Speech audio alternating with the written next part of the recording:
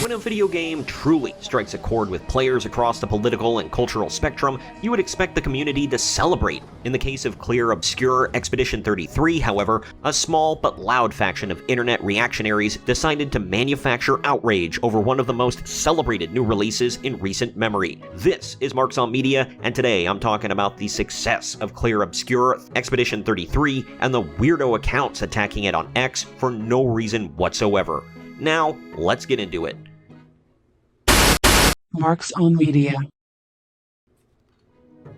While Expedition 33 has shattered expectations, selling over 1 million copies within just 3 days, topping review aggregator charts, and earning effusive praise for its creativity and emotional storytelling, a blessing from the Lord. A bizarre group of self-styled culture warriors have taken to social media platform X to launch a disjointed attack on the game. The backlash, if it can even be called that, feels not only out of step with the wider gaming community's reaction, but also suspiciously calculated. Some critics have even speculated that these attackers are not merely misguided fans, but planted accounts designed to make right-wing gamers look foolish and hyperbolic. Go yourself. First, it's important to understand the context of Clair Obscur Expedition 33's success. Developed by the small but ambitious Sandfall Interactive, a studio composed largely of ex-Ubisoft developers, Expedition 33 offered something rare, a fresh, wholly original turn-based RPG. Launching mere days after the Oblivion Remastered Shadow drop, it still dominated sales charts, boasted a stunning 9.7 user score on Metacritic, and even outpaced AAA juggernauts like Assassin's Creed Shadows in concurrent players, over 121,000 on Steam alone. Give me a hell yeah! Reviewers celebrated its lush world inspired by French architecture, its deep emotional resonance, and its fluid gameplay, proof that the industry is still hungry for bold, artistic risks, not just corporate trend chasing. Given that, the outrage seems even more hollow. Leading the so-called resistance was an account called Torch Games, who posted a series of bizarrely angry tweets. In one, he wrote, quote, "Gamers, the Expedition 33 reports are true. How does a game that opens with a sundered early 1900s Paris set to a beautiful French song end up in a town full of characters straight from south of midnight? It breaks the immersion. It disrespects European culture."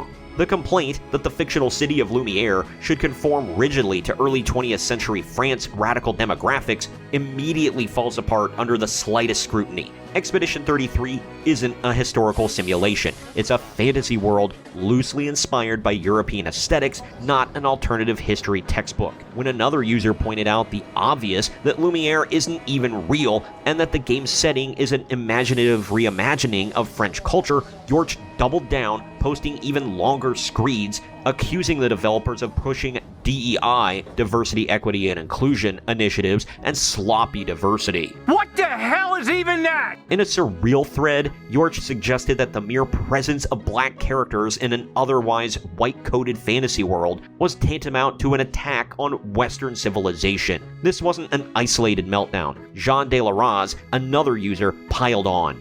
People reacting poorly to this shows exactly how far the culture has fallen to the slippery slope of generic Hollywood diversity casting. You don't even notice it anymore because it's in everything, and that's not a good thing. Boy, here we go. Yet, what makes these reactions seem more planted than authentic is how out of sync they are with the broader gaming audience. As noted in Expedition 33's two biggest articles, Clair Obscur Expedition 33 becomes a breakout hit, and Clair Obscur Expedition 33 encompasses everything AAA games are quick to reject. The game has been embraced by both liberal and conservative players alike. It's not seen as a culture war battleground. It's seen as a triumph of artistry, the kind of creation that reminds players why they fell in love with gaming in the first place. Even among those sympathetic to anti-woke criticism in the past, figures like Andy Mion noted the absurdity, calling out Torch's posts as likely government agent-level trolling. Because people will take someone like this that I'm convinced must be an agent of the government who's paid to look like a dumbass on purpose to make Gamergate look stupid. Indeed, it's hard not to see a pattern. Accounts making exaggerated complaints about DEI where there is none, pushing cartoonish accusations about sloppy diversity, and then crying persecution when called out. Whether these accounts are operated by genuine but unhinged individuals or bad faith actors hoping to make right-wing gamers look ridiculous, the result is the same: irrelevance. Nobody cares.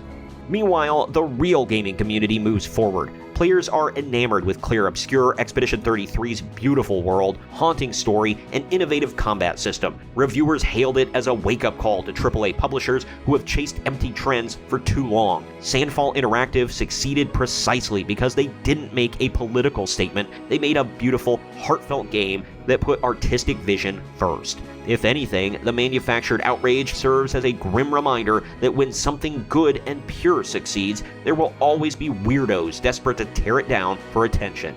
You getting weird already? Also, they're just flat-out engagement farming, which is something that has ruined X. But as Sandfall Interactive's developers graciously said in their own celebratory post, tomorrow comes thanks to you. The future of gaming belongs to creators who dream boldly, not trolls who whine loudly. Clair Obscur Expedition 33 is proof of that, and no amount of fake outrage will change it. I don't know what we're yelling about! Loud noises! Comment with your thoughts on all of this. Are you enjoying Clair Obscur Expedition 33? If you haven't gotten a chance to play it yet, are you planning to? And how do you feel about the rage-baiting X accounts like John De La Raz and Yorch Torch Games? Let me know down in the comments section. As always, the links to the articles I referenced can be found in the video description. Also, please share this video around to everyone you know, and don't forget to like the video, subscribe to the channel, and click the little bell to be notified every time we post brand new content. This has been Marks on Media, and I'll see you next time.